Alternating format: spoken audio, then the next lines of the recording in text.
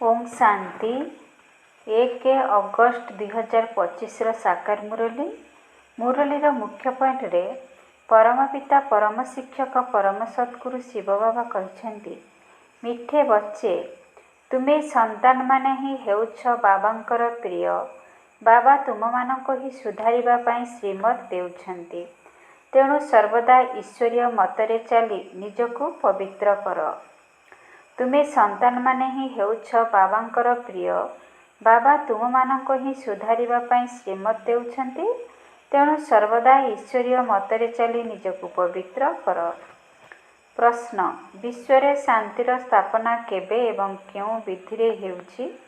विश्व शांतिर स्थापना केबे एवं क्यों विधि हेउछि? उत्तर तुम्हें जानिछ जे विश्व शांति तो महाभारत लड़ाई पर ही होइथाय, किंतु सेथिपाई तुमको पूर्वरु ही प्रस्तुत हेबाकू पड़िबो। निजर कर्मातीत अवस्था निर्णय करिबा पाई मेहनत करिबाकू हेबो। सृष्टिर आदि मध्य अंतर ज्ञान को स्मरण करी बाबांकर स्मृति द्वारा संपूर्ण पवित्र हेबाकू पड़िबो, तेबे जाई एही सृष्टिर परिवर्तन हेबो।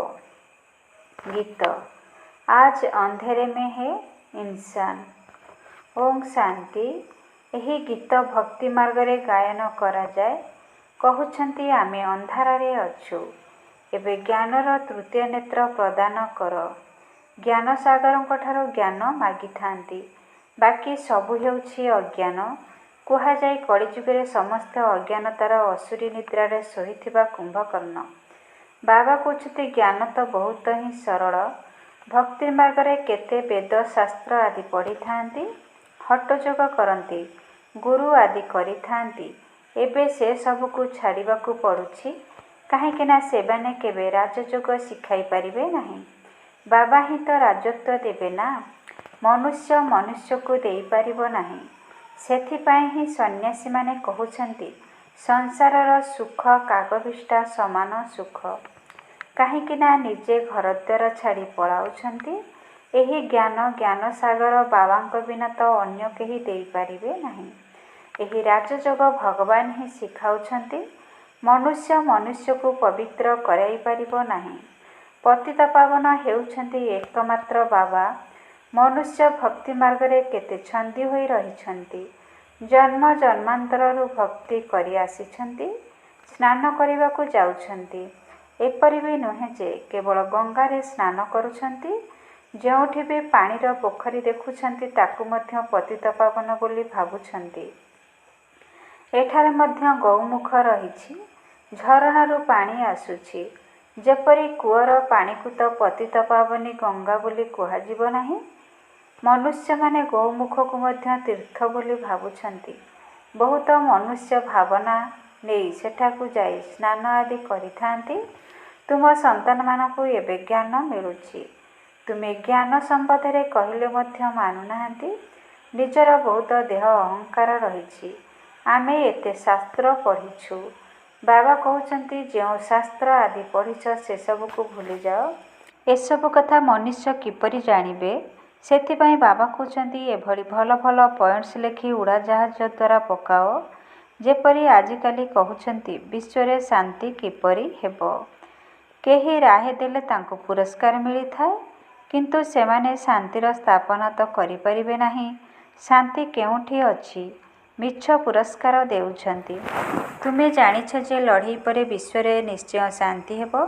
एही लड़ाई तो जे कोनोसी समय रे भी होई पारे, एपरि प्रस्तुति होई रहिछि।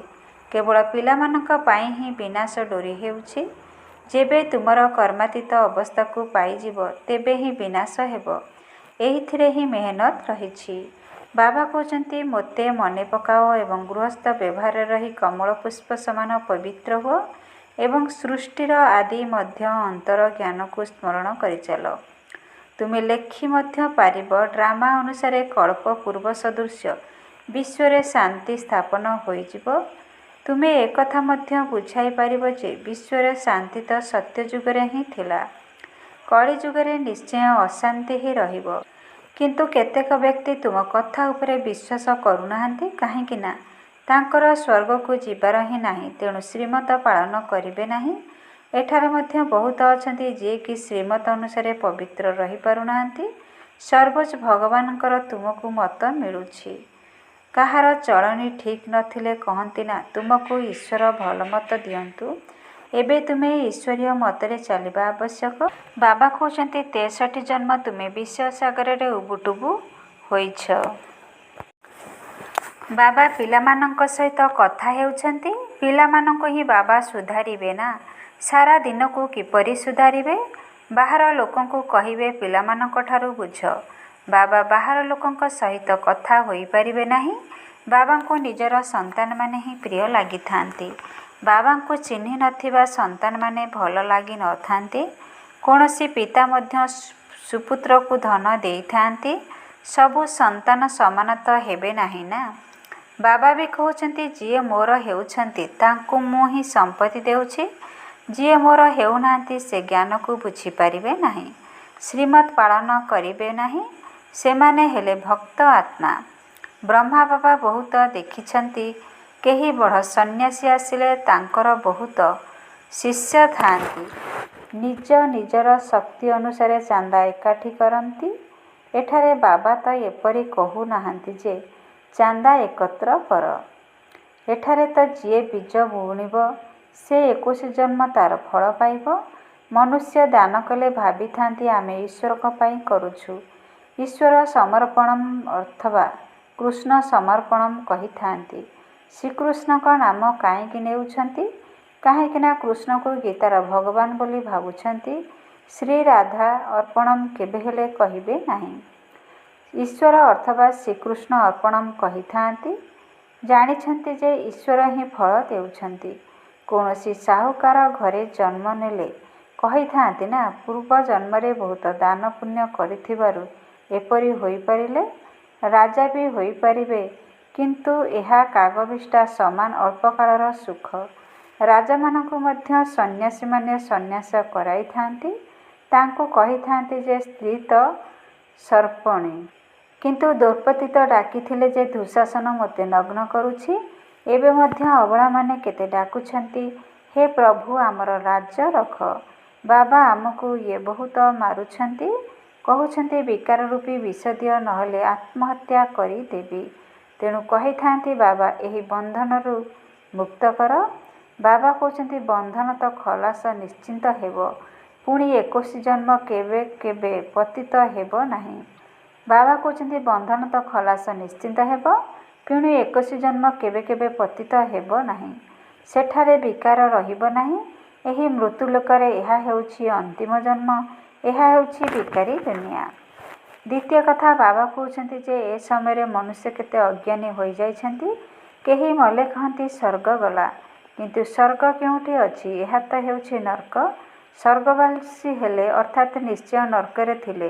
କିନ୍ତୁ କାହାକୁ ସିଧା ଯଦି କହିବ ତୁମେ ନର୍କବାସୀ ଅଟ ତେବେ କ୍ରୋଧିତ ହୋଇ ବିଗିଡ଼ିଯିବେ। ଏଭଳି ଲୋକଙ୍କୁ ତୁମକୁ ଲେଖିବା ଉଚିତ। ଅମୁକ ସ୍ୱର୍ଗବାସୀ ହେଲା ଅର୍ଥାତ୍ ତୁମେ ନର୍କବାସୀ ଅଛ ନା। ଆମେ ତୁମକୁ ଏପରି ଯୁକ୍ତି ବତାଇବୁ ଯେ ତୁମେ ସତ୍ୟ ସତ୍ୟ ସ୍ୱର୍ଗକୁ ଯିବ। ଏହି ପୁରୁଣା ଦୁନିଆ ତ ଏବେ ବିନାଶ ହୋଇଯିବ। ଖବରକାଗଜରେ ଛପାଉଛି ଏହି ଲଢ଼େଇ ପରେ ବିଶ୍ୱରେ ଶାନ୍ତି ହେବ। 5000 ବର୍ଷ ପୂର୍ବ ସଦୃଶ ସେଠାରେ ଏକମାତ୍ର ହିଁ ଆଦି ସନାତନ ଦେବୀ ଦେବତା ଧର୍ମ ଥିଲା। ଲୋକେ କହୁଛନ୍ତି ସେଠାରେ ମଧ୍ୟ କଂସ ଜରାସନ୍ଧି ଆଦି ଅସୁର ଥିଲେ। ତ୍ରେତାରେ ରାବଣ ଥିଲା। ଏବେ ତାଙ୍କ ସହ କିଏ ମୁଣ୍ଡ ପିଟିବ? ଜ୍ଞାନ ଏବଂ ଭକ୍ତିରେ ରାତି ଦିନର ଫରକ ରହିଛି। ଏତେ ସହଜ କଥା ବି ମୁସ୍କିଲରେ କାହାର ବୁଦ୍ଧିରେ ଆସୁଛି। ତେଣୁ ଏପରି ସ୍ଲୋଗାନ ତିଆରି କରି ଲେଖିବା ଦରକାର। ଡ୍ରାମା ଅନୁସାରେ ଏହି ଲଢ଼େଇ ପରେ ବିଶ୍ୱରେ ଶାନ୍ତି ହେବ। କଳ୍ପ କଳ୍ପ ବିଶ୍ୱରେ ଶାନ୍ତି ହେଉଛି ପୁଣି କଳିଯୁଗ ଅନ୍ତରେ ଅଶାନ୍ତି ହୋଇଥାଏ। ସତ୍ୟ ଯୁଗରେ ହିଁ ଶାନ୍ତି ରହିବ। ଏ କଥା ମଧ୍ୟ ତୁମେ ଲେଖିପାରିବ ଯେ ଗୀତାରେ ଭୁଲ କରିବା ଦ୍ୱାରା ହିଁ ଭାରତ ଏହି ଅବସ୍ଥା ହୋଇଯାଇଛି। ପୁରା 84 ଜନ୍ମ ନେଉଥିବା ଶ୍ରୀକୃଷ୍ଣଙ୍କର ନାମ ଲେଖିଦେଇଛନ୍ତି। ଶ୍ରୀ ନାରାୟଣଙ୍କର ନାମ ମଧ୍ୟ ରଖିଥାନ୍ତି। ତଥାପି ନାରାୟଣଙ୍କର 84 ଜନ୍ମକୁ କିଛି ଦିନ କମ୍ ବୋଲି କହିବା ନା। କୃଷ୍ଣଙ୍କର ପୁରା 84 ଜନ୍ମ ହୋଇଥାଏ। ଶିବ ବାବା ଆସୁଛନ୍ତି ତୁମ ସନ୍ତାନମାନଙ୍କୁ ହୀରାତୁଲ୍ୟ କରାଇବା ପାଇଁ। ତେଣୁ ତାଙ୍କ ପାଇଁ ବ୍ରହ୍ମା ବାବାଙ୍କ ଭଳି ମୂଲ୍ୟବାନ ସୁନାର ଡବା ମଧ୍ୟ ଦରକାର। ଯେଉଁଥିରେ ଶିବ ବାବା ଆସି ପ୍ରବେଶ କରିବେ। ଏବେ ଏହା କିପରି ସୁନାର ହେବ? ତୁରନ୍ତ ତାଙ୍କୁ ସାକ୍ଷାତକାର କରାଇଲେ ଯେ ତୁମେ ତ ବିଶ୍ୱର ମାଲିକ ହେଉଛ। ଏବେ ମୋତେ ମନେ ପକାଅ। ପବିତ୍ର ହେବୁ ତ ତୁରନ୍ତ ପବିତ୍ର ହେବାକୁ ଲାଗିବେ। ପବିତ୍ର ହେବା ବିନା ତ ଜ୍ଞାନର ଧାରଣା ହୋଇପାରିବ ନାହିଁ। ବାଘୁଣୀର କ୍ଷୀରକୁ ରଖିବା ନିମନ୍ତେ ସୁନାର ପାତ୍ର ଆବଶ୍ୟକ। ଏହି ଜ୍ଞାନ ତ ହେଉଛି ପରମପିତା ପରମାତ୍ମାଙ୍କ ପ୍ରଦତ୍ତ। ଏହାକୁ ଧାରଣ କରିବା ପାଇଁ ମଧ୍ୟ ସୁନା ଭଳି ବୁଦ୍ଧିରୂପୀ ପାତ୍ର ଆବଶ୍ୟକ। ବୁଦ୍ଧିର ପବିତ୍ରତା ଦରକାର। ତେବେ ଯାଇ ଜ୍ଞାନର ଧାରଣା ହେବ। ପବିତ୍ରତାର ପ୍ରତିଜ୍ଞା କରି ପୁଣି ଅଧପତନ ହେଲେ ଯୋଗର ଯାତ୍ରା ମଧ୍ୟ ଖତମ ହୋଇଯାଏ। ଜ୍ଞାନ ମଧ୍ୟ ଭୁଲି ଯାଇଥାନ୍ତି। କାହାକୁ କହିପାରିବ ନାହିଁ ଯେ ଭଗବାନ ବାଚ କାମ ମହାଶତ୍ରୁ। ତାଙ୍କ କଥା ହୃଦୟସ୍ପର୍ଶୀ ହେବ ନାହିଁ। ସେମାନେ ପୁଣି କୁକୁଡ଼ା ଭଳି ଅନ୍ୟକୁ ଜାଗ୍ରତ କରି ନିଜେ ଶୋଇପଡ଼ନ୍ତି। କୌଣସି ବି ବିକାର ନ ରହୁ। ପ୍ରତ୍ୟହ ଚାଟ ରଖ। ବାବାଙ୍କ ପରି ମାୟା ମଧ୍ୟ ସର୍ବଶକ୍ତିମାନ। ଅଧାକଳ୍ପ ରାବଣର ରାଜ୍ୟ ଚାଲିଥାଏ। ବାବାଙ୍କ ବିନା ମାୟା ଉପରେ କେହି ବିଜୟ ପ୍ରାପ୍ତ କରାଇପାରିବେ ନାହିଁ। ଡ୍ରାମା ଅନୁସାରେ ରାବଣ ରାଜ୍ୟ ମଧ୍ୟ ହେବ। ଭାରତର ଜୟ ଏବଂ ପରାଜୟ ଉପରେ ହିଁ ଏହି ଡ୍ରାମା ତିଆରି ହୋଇଛି। ଏ କଥା ବାବା ତୁମକୁ ହିଁ ବୁଝାଉଛନ୍ତି। ମୁଖ୍ୟ ହେଉଛି ପବିତ୍ର ହେବାର କଥା। ବାବା କହୁଛନ୍ତି ମୁଁ ଆସୁଛି ହିଁ ପତିତଙ୍କୁ ପବିତ୍ର କରାଇବା ପାଇଁ। ବାକି ଶାସ୍ତ୍ରରେ ପାଣ୍ଡବ ଏବଂ କୌରବଙ୍କର ଲଢ଼େଇ ଜୁଆ ଖେଳ ଆଦି ଦେଖାଇଛନ୍ତି। ଏପରି କଥା କିଭଳି ହୋଇପାରିବ? ରାଜଯୋଗର ପାଠପଢ଼ା କ'ଣ ଏପରି ହୋଇଥାଏ? ଯୁଦ୍ଧଭୂମିରେ କ'ଣ ଗୀତା ପାଠଶାଳା ହେବ? କେଉଁଠି ଜନ୍ମ ମରଣ ରହିତ ଶିବ ବାବା, ପୁଣି କେଉଁଠି ପୁରା 84 ଜନ୍ମ ନେଉଥିବା କୃଷ୍ଣ। କୃଷ୍ଣଙ୍କର ହିଁ ଅନ୍ତିମ ଜନ୍ମରେ ବାବା ଆସି ପ୍ରବେଶ କରୁଛନ୍ତି। କେତେ ସ୍ପଷ୍ଟ କଥା। ଗୃହସ୍ଥ ବ୍ୟବହାରରେ ରହି ପବିତ୍ର ମଧ୍ୟ ହେବାକୁ ପଡ଼ିବ। ସନ୍ନ୍ୟାସୀମାନେ ତ କହୁଛନ୍ତି ଉଭୟ ଏକତ୍ର ରହି ପବିତ୍ର ରହିପାରିବେ ନାହିଁ। କୁହ, ତୁମକୁ ତ କିଛି ପ୍ରାପ୍ତି ହେଉନାହିଁ, ତେଣୁ କିପରି ପବିତ୍ର ରହିବ? ଏଠାରେ ତ ଆମକୁ ବିଶ୍ୱର ବାଦଶାହୀ ମିଳୁଛି। ବାବା କହୁଛନ୍ତି ମୋ ନିମନ୍ତେ କୁଳର ସମ୍ମାନ ରଖ। ଶିବ ବାବା କହୁଛନ୍ତି ଏହାଙ୍କ ଦାଢ଼ିର ସମ୍ମାନ ରଖ। ଏହି ଗୋଟିଏ ଅନ୍ତିମ ଜନ୍ମରେ ପବିତ୍ର ରହିଲେ ସ୍ୱର୍ଗର ମାଲିକ ହେବ। ନିଜେ ନିଜ ପାଇଁ ହିଁ ପରିଶ୍ରମ କରୁଛ। ଅନ୍ୟ କୌଣସି ଧର୍ମର ଆତ୍ମା କେହି ସ୍ୱର୍ଗକୁ ଆସିପାରିବେ ନାହିଁ। ତୁମର ରାଜଧାନୀର ସ୍ଥାପନା ହେଉଛି। ସେଥିରେ ସବୁ ପ୍ରକାରର ପଦ ଦରକାର ନା। ସେଠାରେ ପରାମର୍ଶଦାତା ରହିବେ ନାହିଁ। ରାଜାମାନଙ୍କୁ ପରାମର୍ଶର ଆବଶ୍ୟକତା ନାହିଁ। ପତିତ ରାଜାମାନଙ୍କର ମଧ୍ୟ ଜଣେ କଡ଼ା ପରାମର୍ଶଦାତା ବା ମନ୍ତ୍ରୀ ଥାଆନ୍ତି। ଏଠାରେ ଦେଖ କେତେ ମନ୍ତ୍ରୀ ରହିଛନ୍ତି। ପରସ୍ପର ମଧ୍ୟରେ ଲଢ଼େଇ କରିଥାନ୍ତି। ବାବା ସମସ୍ତ ଜଞ୍ଜାଳରୁ ମୁକ୍ତ କରୁଛନ୍ତି। 3000 ବର୍ଷ ପର୍ଯ୍ୟନ୍ତ କୌଣସି ଲଢ଼େଇ ହେବ ନାହିଁ। ଜେଲ କୋର୍ଟ ଆଦି କିଛି ହେଲେ ରହିବ ନାହିଁ। ସେଠାରେ ତ ସୁଖ ହିଁ ସୁଖ ହେବ। ଏଥିପାଇଁ ପୁରୁଷାର୍ଥ କରିବାକୁ ପଡ଼ିବ। ମୃତ୍ୟୁ ମୁଣ୍ଡ ଉପରେ ଛିଡ଼ା ହୋଇଛି। ୟାଦ୍ର ଯାତ୍ରା ଦ୍ୱାରା ବିକ୍ରମାଜିତ ହେବାକୁ ପଡ଼ିବ। ତୁମେ ହେଉଛ ବାର୍ତ୍ତାବହ, ଯିଏକି ସମସ୍ତଙ୍କୁ ବାବାଙ୍କ ପ୍ରଦତ୍ତ ମନ୍ମନାଭବର ବାର୍ତ୍ତା ଦେଉଛ। ଆଚ୍ଛା, ମିଠା ମିଠା ଶିକ୍ଲେଧେ ସନ୍ତାନମାନଙ୍କ ପ୍ରତି ମାତାପିତା ବାବଦାଦାଙ୍କର ମଧୁର ସ୍ନେହସମ୍ପନ୍ନ ଶୁଭେଚ୍ଛା ଏବଂ ସୁପ୍ରଭାତ। ଆତ୍ମିକ ପିତାଙ୍କର ଆତ୍ମିକ ସନ୍ତାନମାନଙ୍କୁ ନମସ୍ତେ। ଆତ୍ମିକ ସନ୍ତାନମାନଙ୍କର ଆତ୍ମିକ ପିତାଙ୍କୁ ନମସ୍ତେ ନମସ୍ତେ ନମସ୍ତେ। ଓମ୍ ଶାନ୍ତି। ମେରା ବାବା, ପ୍ୟାରା ବାବା, ମିଠା ବାବା, ଶୁକ୍ରିୟା ବାବା। ଓମ୍ ଶାନ୍ତି। ଧାରଣା ପାଇଁ ମୁଖ୍ୟ ସାରାଂଶ। 1ରେ ଜ୍ଞାନର ଧାରଣ କରିବା ପାଇଁ ପବିତ୍ର ହୋଇ ବୁଦ୍ଧିରୂପୀ ପାତ୍ରକୁ ସ୍ୱଚ୍ଛ କରିବାକୁ ହେବ। କେବଳ କୁକୁଡ଼ ଜ୍ଞାନୀ ଅର୍ଥାତ୍ ଧାରଣାବିହୀନ ଜ୍ଞାନୀ ହେବା ଉଚିତ ନୁହେଁ। ଜ୍ଞାନର ଧାରଣା କରିବା ପାଇଁ ପବିତ୍ର ହୋଇ ବୁଦ୍ଧିରୂପୀ ପାତ୍ରକୁ ସ୍ୱଚ୍ଛ କରିବାକୁ ହେବ। କେବଳ କୁକୁଡ଼ ଜ୍ଞାନୀ ଅର୍ଥାତ୍ ଧାରଣାବିହୀନ ଜ୍ଞାନୀ ହେବା ଉଚିତ ନୁହେଁ। 2ରେ ସିଧାସଳଖ ବାବାଙ୍କ ନିକଟରେ ନିଜର ସବୁକିଛି ଅର୍ପଣ କରି ଶ୍ରୀମତରେ ଚାଲି 21 ଜନ୍ମ ପାଇଁ ରାଜପଦ ନେବାକୁ ହେବ। ସିଧାସଳଖ ବାବାଙ୍କ ନିକଟରେ ନିଜର ସବୁକିଛି ଅର୍ପଣ କରି ଶ୍ରୀମତରେ ଚାଲି 21 ଜନ୍ମ ପାଇଁ ରାଜପଦ ନେବାକୁ ହେବ। ବରଦାନ। ପ୍ରତ୍ୟେକ ଶକ୍ତିକୁ କାର୍ଯ୍ୟରେ ଲଗାଇ ବୁଦ୍ଧି କରୁଥିବା ଶ୍ରେଷ୍ଠ ଧନବାନ ତଥା ବୁଦ୍ଧିମାନ ଭବ। ପ୍ରତ୍ୟେକ ଶକ୍ତିକୁ କାର୍ଯ୍ୟରେ ଲଗାଇ ବୃଦ୍ଧି କରୁଥିବା ଶ୍ରେଷ୍ଠ ଧନବାନ ତଥା ବୁଦ୍ଧିମାନ ଭବ। ବୁଦ୍ଧିମାନ ପିଲାମାନେ ନିଜର ପ୍ରତ୍ୟେକ ଶକ୍ତିକୁ କାର୍ଯ୍ୟରେ ଲଗାଇବାର ବିଧି ଜାଣିଥାନ୍ତି। ଯେଉଁମାନେ ଯେତେ ପରିମାଣରେ ଶକ୍ତିଗୁଡ଼ିକୁ କାର୍ଯ୍ୟରେ ଲଗାଇଥାନ୍ତି ସେହି ଅନୁସାରେ ସେମାନଙ୍କର ଶକ୍ତିଗୁଡ଼ିକ ମଧ୍ୟ ବୃଦ୍ଧିପ୍ରାପ୍ତ କରିଥାନ୍ତି। ତେଣୁ ଏଭଳି ଈଶ୍ୱରୀୟ ବଜେଟ୍ ଅର୍ଥାତ୍ ଅଟକଳ ପ୍ରସ୍ତୁତ କର, ଯାହାକି ବିଶ୍ୱର ପ୍ରତ୍ୟେକ ଆତ୍ମା ତୁମ ଦ୍ୱାରା କିଛି ନା କିଛି ପ୍ରାପ୍ତି କରି ତୁମର ଗୁଣଗାନ କରିବ। ତେବେ ସମସ୍ତଙ୍କୁ କିଛି ନା କିଛି ଦେବାକୁ ପଡ଼ିବ, ଚାହେ ମୁକ୍ତି ଦିଅ, ଚାହେ ଜୀବନ ମୁକ୍ତି ଦିଅ। ତେଣୁ ଈଶ୍ୱରୀୟ ବଜେଟ୍ ପ୍ରସ୍ତୁତ କରି ନିଜର ସର୍ବଶକ୍ତିଗୁଡ଼ିକୁ ନିଜ ପାଇଁ କମ୍ ଖର୍ଚ୍ଚ କରି ଅଧିକ ସଞ୍ଚୟ କର ଏବଂ ସଞ୍ଚୟ ହୋଇଥିବା ଶକ୍ତି ଦ୍ୱାରା ସର୍ବ ଆତ୍ମାମାନଙ୍କୁ ଭିକାରୀ ପଣିଆରୁ ତଥା ଦୁଃଖ ଅଶାନ୍ତିରୁ ମୁକ୍ତ କର। ସ୍ଲୋଗାନ: ଶୁଦ୍ଧ ସଂକଳ୍ପକୁ ନିଜ ଜୀବନରେ ଅମୂଲ୍ୟ ସମ୍ପଦ କରିଦିଅ, ତେବେ ମାଲାମାଲ ହୋଇଯିବ। ଶୁଦ୍ଧ ସଂକଳ୍ପକୁ ନିଜ ଜୀବନରେ ଅମୂଲ୍ୟ ସମ୍ପଦ କରିଦିଅ, ତେବେ ମାଲାମାଲ ହୋଇଯିବ। ଓಂ ଶାନ୍ତି। ଆଜିର ଅବ୍ୟକ୍ତ ଇଶାରାରେ ବାବା କହିଛନ୍ତି, ଯଦି ସହଜ ଯୋଗୀ ହେବାକୁ ଚାହୁଁଛ ତେବେ ପରମାତ୍ମା ସ୍ନେହରେ ଅନୁଭବୀ ହୁଅ। ଯଦି ପରମାତ୍ମା ସ୍ନେହର ଅନୁଭବୀ ହୋଇଯିବ ତେବେ ସେହି ଅନୁଭବ ଦ୍ୱାରା ସହଜ ଯୋଗୀ ହୋଇ ସର୍ବଦା ଉଡ଼ିବାକୁ ଲାଗିବ। କାହିଁକିନା ପରମାତ୍ମା ସ୍ନେହ ଉଡ଼ାଇବାର ସହଜ ସାଧନ ଏବଂ ଉପରେ ଉଡ଼ୁଥିବା ଆତ୍ମା କେବେ ହେଲେ ଧରଣୀର ଆକର୍ଷଣରେ ଆସିପାରିବେ ନାହିଁ। ମାୟାର ଯେତେ ବି ଆକର୍ଷଣ ରୂପ ହେଉଥାଏ ନା କାହିଁକି, କିନ୍ତୁ ସେହି ଆକର୍ଷଣ ଓଡ଼ିଆବାଲାଙ୍କ ପାଖରେ ପହଞ୍ଚି ପାରିବ ନାହିଁ। ଓಂ ଶାନ୍ତି। ମାତେଶ୍ୱରୀଙ୍କର ଅମୂଲ୍ୟ ମହାବାକ୍ୟ। ଏବେ ବି କର୍ମ କରିବାର ପ୍ରତିଯୋଗିତା କର ନାହିଁ। ପ୍ରଥମେ ତ ନିଜଠାରେ ଏହି ଲକ୍ଷ୍ୟ ନିଶ୍ଚିନ୍ତ ରଖିବାକୁ ହେବ ଯେ ମୋତେ ଯେକୌଣସି ପ୍ରକାରର ନିଜର ବିକାରଗୁଡ଼ିକୁ ବଶୀଭୂତ କରିବାକୁ ହେବ, ତେବେ ଯାଇ ଈଶ୍ୱରୀୟ ସୁଖ ଶାନ୍ତିରେ ରହିପାରିବ। ତେବେ ଆମର ମୁଖ୍ୟ ପୁରୁଷାର୍ଥ ହେଲା ନିଜେ ସର୍ବଦା ଶାନ୍ତିରେ ରହିବା ସହିତ ଅନ୍ୟମାନଙ୍କୁ ମଧ୍ୟ ଶାନ୍ତିର ରାସ୍ତାକୁ ଆଣିବା। ଏଥିରେ ସହନ କରିବାର ଶକ୍ତି ନିଶ୍ଚିନ୍ତ ଦରକାର। ତେବେ ସବୁକିଛି ନିଜ ଉପରେ ହିଁ ନିର୍ଭର କରୁଛି। ଏଭଳି ନୁହେଁ ଯେ କେହି ଯଦି ଆମକୁ କିଛି କହିଦେଲା ତେବେ ଅଶାନ୍ତି ହୋଇଯିବା। ନା, ଜ୍ଞାନର ପ୍ରଥମ ଗୁଣ ହେଲା ସହନ ଶକ୍ତିକୁ ଧାରଣ କରିବା।